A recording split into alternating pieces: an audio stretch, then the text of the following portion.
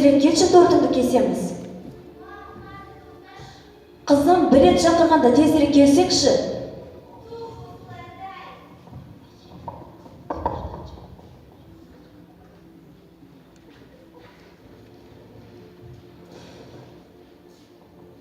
Ештеңе қызық емес.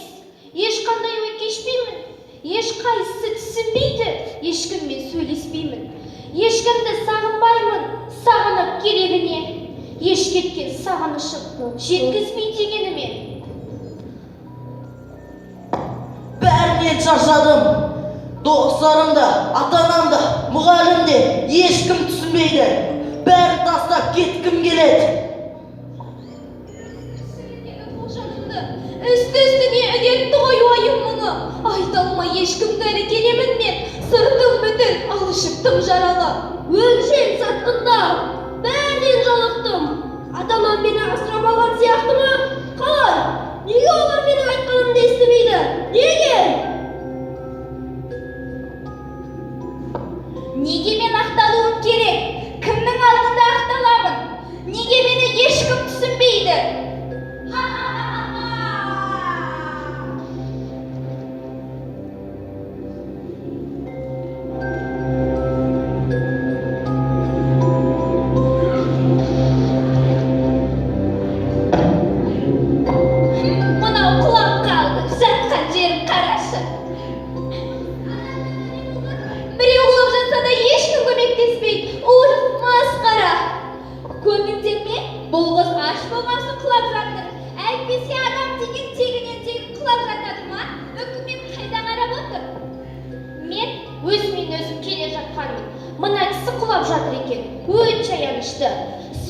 Смайлик, жылап тұрған смайлик. Не болған сендерге адамдар? Көмек қол созсаңдаршы. Адамдық деген қалған ма сендерде? Мен оған көмектесе алмаймын. Мен дәрігер емеспін ғой. Ертең бұл кісіге бірдеңе болып қалса, басыммен жауап берер жағдайым жоқ. Жоқ, басымды бәледен алып қашайын. Мен көмек бере салар едім ау. Бірақ менің шаруаларым басымнан асып жатыр. Бұл жерден кетейін тез.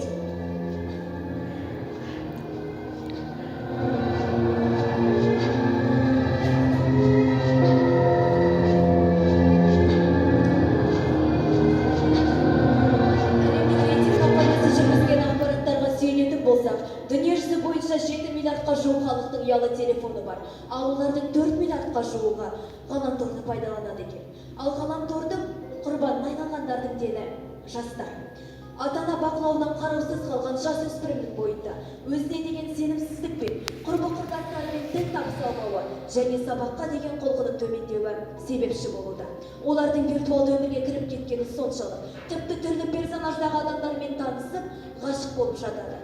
Олар виртуалды өмірде шынайы өмір сүріп жатырмыз дегенге қатты сенеді.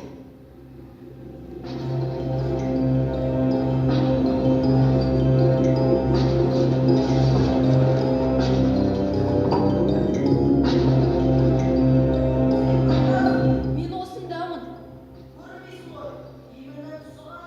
Сенің даусың қандай? Мен сенің өз даусыңды естігім келеді. Мен осындамын. Сені күткеніме жарты сағат болды. Қайда жүрсің? Мені не күткеніне жарты сағат болды. Жоқсың ғой. Ту, неге келмейсің?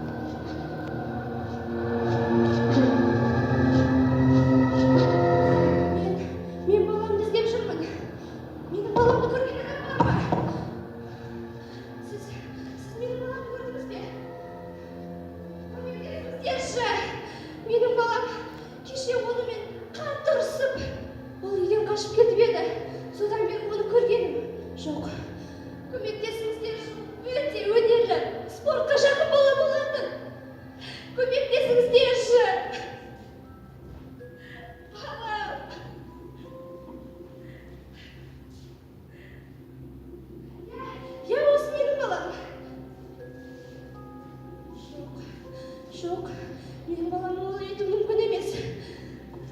Қарасақтыр, осы телефонды алып бер деп режим кетіп еді. Неге олай еттің балам? Неге?80%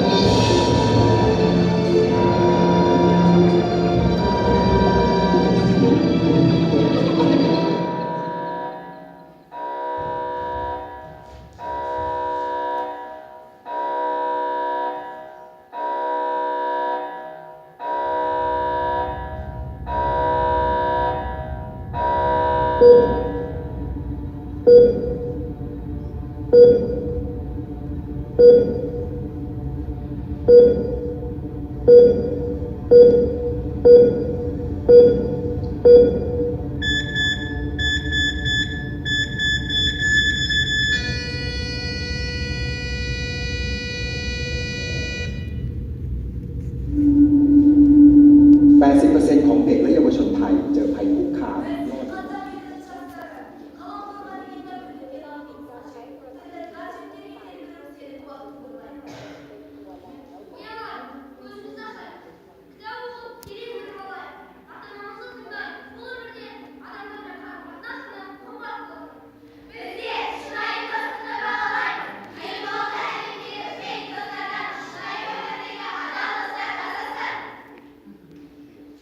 Bizler atalarımız kaya vakti avtobusu, oyun savu oyunlarında tartışkan. Biz de onu kutlayız.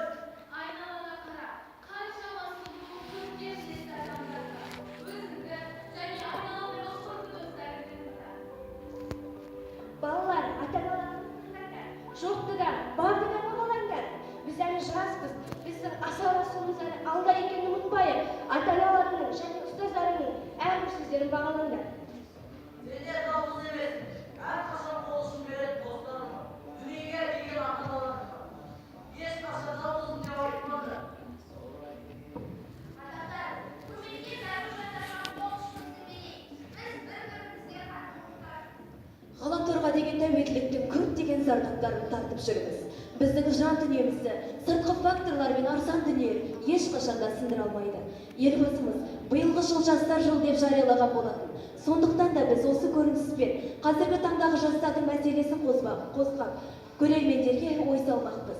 Біз қазақ елінің жастары қол ұстасып біріксек қана барлық қиындықтардан жеңе аламыз.